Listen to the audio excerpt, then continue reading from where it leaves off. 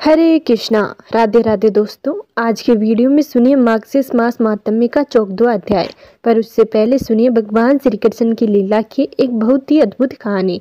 एक बार एक निपट कंजूस सेठ होता है। वह एक दमड़ी भी किसी को देने को तैयार नहीं होता, यहाँ तक कि वह अपनी सांसें भी सोच समझ कर लेता है। उसका अपनी सांसों को नियंत्रण करने का बड़ा अनुभव होता है। कंजूस करोड़ीमल सेठ भगवान श्री कृष्ण का बहुत ही बड़ा भक्त होता है। एक बार स्नान करने के लिए गंगा घाट जाता है। वहां पर भगवान श्री कृष्ण उसकी परीक्षा लेने के लिए प्रकट हो जाते हैं। जब वह गंगा जी में डुबकी लगाने के लिए अंदर जाता है तो एकदम भगवान श्री कृष्ण उसके सामने एक पंडित के रूप में प्रकट हो जाते हैं और कहते हैं कि यजमान, मुझे कुछ दक्षिणा दे दो। कंजूस सेठ करोड़ीमल कहता है कि यजमान, मेरे पास कोई पैसा नहीं है। भगवान श्री कृष्ण कहते हैं, कोई बात नहीं, तुम संकल्प कर लो, मुझे कुछ दक्षिणा दोगे। वह सोचता है चलो ठीक है, और वह पंडित को 1 रुपए का सिक्का देने का निश्चय करता है और सोचता है कि पंडित को कौन सा मेरा घर पता है। मैंने तो यही संकल्प किया है, जब वह अगली बार मेरे सामने आएगा तो मैं उसे एक सिक्का दे दूंगा। वह गंगा घाट से स्नान करके अपने घर को जाता है और जाकर विश्राम करने के लिए लेट जाता है और सो जाता है। इतनी देर में दरवाजे पर कोई आहट होती है। उसकी पत्नी बाहर जाकर देखती है तो भगवान श्री कृष्ण पंडित का रूप लेकर उसके घर के सामने दरवाजे पर खड़े हैं। पंडित उसकी पत्नी से कहता है कि यजमान ने मुझे 1 रुपए का सिक्का देने का संकल्प किया था, उन्हें बोलो मैं आ गया हूँ, वह सिक्का मुझे दे दो। जब कंजूस सेठ करोड़ीमल की पत्नी जाकर उससे कहती है कि आपने क्या किसी से कोई संकल्प किया था? सेठ ने कहा, हाँ, सुबह एक पंडित को बोला था तुम्हें 1 सिक्का दूंगा। पत्नी बोली, अब वह बाहर आ गया है और अपना सिक्का मांग रहा है। सेठ बोला, जाकर कह दो कि मैं बीमार हूँ, फिर कभी आना। सेठ की पत्नी जाकर बोल देती है, श्रीमान, मेरे पति बीमार है, आप बाद में आना। श्री कृष्ण कहते हैं, कोई बात नहीं, मैं इंतजार कर लेता हूँ, आप तब तक मुझे जलपान करवा दीजिए। पत्नी जाकर पति को बताती है कि वह पंडित ऐसा बोल रहा है। सेठ कहता है, 1 सिक्के के साथ साथ अब जलपान का भी खर्चा करवाएगा। सेठ अपनी पत्नी से कहता है कि तुम जाकर बोल दो कि सेठ जी मर गए। उसकी पत्नी कहती है कि आप क्या बोल रहे हो?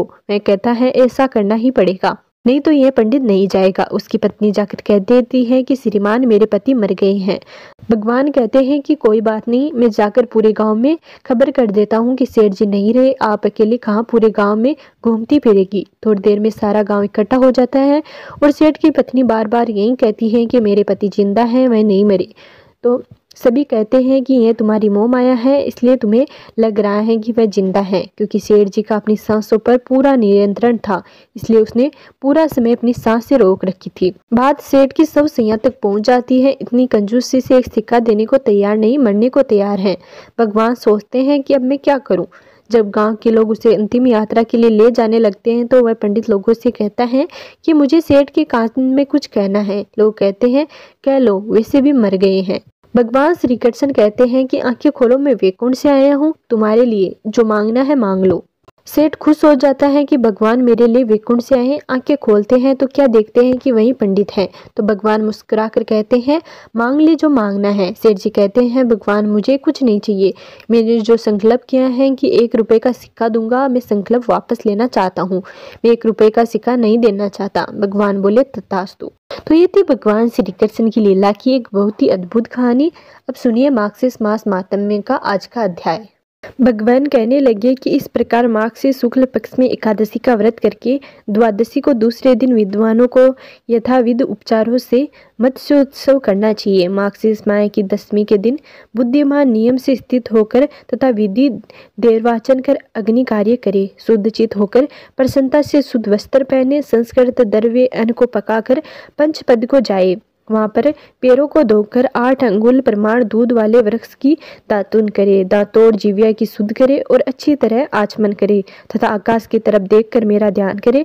जिसके साथ में शंख चक्र और गदा धारण है, वह कोटि और पीताम्बर धारी है, कमल के समान प्रसन्न मुख वाले, समस्त लक्षणों से युक्त है। इस संसार ध्यान कर हाथ में जल लेकर सूर्य नारायण के बिंब में ध्यान कर उसका बिंब की तरफ हंसता जल से अर्घ्य देवे और ऐसा कहे कि हे पुंडरीकाक्ष, आज एकादशी में निराहार रहकर कल भोजन करूंगा, आप मेरी रक्षा करें। इस प्रकार कहकर रात्रि में मेरी मूर्ति के समीप बैठकर विधि वस्तु नमो नारायण इस अष्टाचार मंत्र का स्वयं जप करे। बाद में द्वादशी के दिन समुद्र में जाने वाली नदी पर जाकर तथा दूसरी नदी तालाब या घर में ही नियमानुसार स्नान करे। प्रथम शुद्ध मृतिका को लेकर इस मंत्र से देव देवेश भगवान विष्णु को प्रणाम करे तथा मनुष्य उस समय शुद्ध हो जाता है। मंत्र यह है कि हे देव, समस्त प्राणियों का आप ही से धारण पोषण होता है।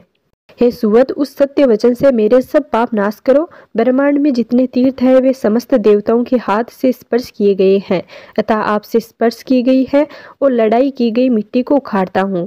हे वरुण, आप सब में समस्त नित्य रूप से स्थित है, इसलिए इस मृतिका गीली करके पवित्र कीजिए। देर नहीं करे। इस प्रकार प्रार्थना करने के पश्चात मिट्टी को धारण करे और उसके 3 पिंड बनाकर पृथ्वी पर रख दे। शेष मिट्टी को अपने शरीर पर लेप करे और उस जल में जिसमें सदैव मगर और कच्छप रहते हैं अच्छी तरह स्नान कर आवश्यक कर्मों को करके मंदिर में जाए। हे महायोगिन, वहां जाकर नारायण हरिदेव की आराधना करे और ओ केशवाय नमः इस मंत्र से चरणों का, ओम दामोदराय नमः इस मंत्र से कंठी का, ओम नरसिंहाय नमः इस मंत्र से हृदय का, ओम कस्तुभाय नमः इस मंत्र से कंठ का, ओम श्रीपते नमः इस मंत्र से वक्ष स्थल का, ओम जय लोकस्याय विजया नमः इस मंत्र से भाव का और ओम स्वात्मनेन इस मंत्र से सिर का, ओम रतागदारणो इस मंत्र से मुख का, ओम कराय नमः इस मंत्र से संग का, ओम गंभीराय नमः इस मंत्र से गदा का, ओम शांत मूर्ते नमः इस मंत्र से कमल का पूजन करे। इस प्रकार भगवान नारायण का पूजन करके फिर भगवान के सामने 4 बार स्नान करे। उन कंठों को जल से भरकर फूलमाला पहनावे, सफेद चंदन लगावे, आम्र पल्लव से युक्त कर सफेद चंदन से आच्छादित करे तथा स्वर्ण सहित तिल से पूर्ण ताम्र पात्रों को गठों के ऊपर रखे और चारों गठों को 4 समुद्र पान कर उन गठों के मध्य भाग से सवस्त्र सुंदर पीठ स्थापित करे। उन पीठ पर स्वर्ण, चांदी, ताम्र तथा कंठ का पात्र रखे। इन पात्रों के अभाव में पलाश पात्र स्थापित करे और उस पात्र में जल भरकर स्वर्ण के बने हुए मत्स्य रूप जनार्दन भगवान को स्थापित करे तथा देवोदेव मत्स्य भगवान अंगों से मुक्त कर और श्रुति स्मृति से विभूषित करे। अनेक प्रकार के भक्ष्य पदार्थों तथा फल फूलों से सुशोभित करे। गंध, पुष्प, धूप वस्त्रों से तथा विधि पूर्वक पूजन करे और कहे कि हे देव, जैसे रसातल में गए वेदों का आपने उद्धार किया, इसी तरह मत्स्य रूप से मेरा इस तरह भव्य सागर से उद्धार करे। इस प्रकार प्रार्थना करके भगवान के सामने जागरण करे। अपनी श्रद्धा अनुसार प्रातः काल होने पर उन 4 घंटों को 4 ब्राह्मणों को देवे। पूर्व दिशा में स्थापित घट को वक्ष शाखा अयादि को देवे और धान्योदय शाखांदह्य को देवे तथा पश्चिम स्थित घट को यजु शाखादह्य को देवे और उत्तर स्थित घट को इच्छा अनुसार किसी भी ब्राह्मण को देवे। यह विधि कही गई है। पूर्व घट से ऋग्वेद वेद भगवान, दक्षिण के घट से सामवेद, पश्चिम घट से यजुर्वेद भगवान और उत्तर के घट से अथर्ववेद भगवान प्रसन्न हो। इस क्रम से प्रत्येक के लिए प्रसन्न हो। स्वर्ण के मत्स्य रूप भगवान को आचार्य के लिए अर्पण करे और क्रम से गंध, धूप, वस्त्र आदि से विधि पूर्वक पूजन करे। जो इस रहस्य सहित विधान के मंत्र पूर्वक करता है और विधि के सहित दान आदि देता है, उसको कोटि गुना फल मिलता है। जो गुरु को देना निश्चित करने के बाद मोहवश नहीं देता है, वह मनुष्य में अधम कोटि जन्म पर्यंत नरक की यातना को भोगता है। जो इस विद्वान का उपदेश करता है, विद्वानों ने उसी को गुरु कहा है। इस विद्वान से दान आदि करे और द्वादशी को मेरा पूजन करे। अनेक प्रकार के उत्तम अन्न से ब्राह्मणों को भोजन करावे और अपनी शक्ति के अनुसार दक्षिणा देवे। इसके पश्चात स्वयं जितेंद्रिय और मौन होकर स्त्रियों के साथ भोजन करे। जो मनुष्य इस विधि से मत्स्य भगवान का पूजन करता है तथा उत्सव मनाता है, उस मनुष्य के पुण्य के फल को मैं आगे कहूँगा, आप सुनिए। यदि किसी के 10 लाख मुख और ब्रह्मा के तुल्य आयु हो तो वह इस धर्म को कहने से असमर्थ हो सकता है। जो मनुष्य श्रेष्ठ द्वादशी कल्प को कहता है अथवा सुनता है, वह समस्त पापों से मुक्त हो जाता है। तो ये था मार्गशीर्ष मास महात्म्य का 14वां अध्याय। अगले वीडियो में जानेंगे मार्गशीर्ष मास महात्म्य के अगले अध्याय के बारे में।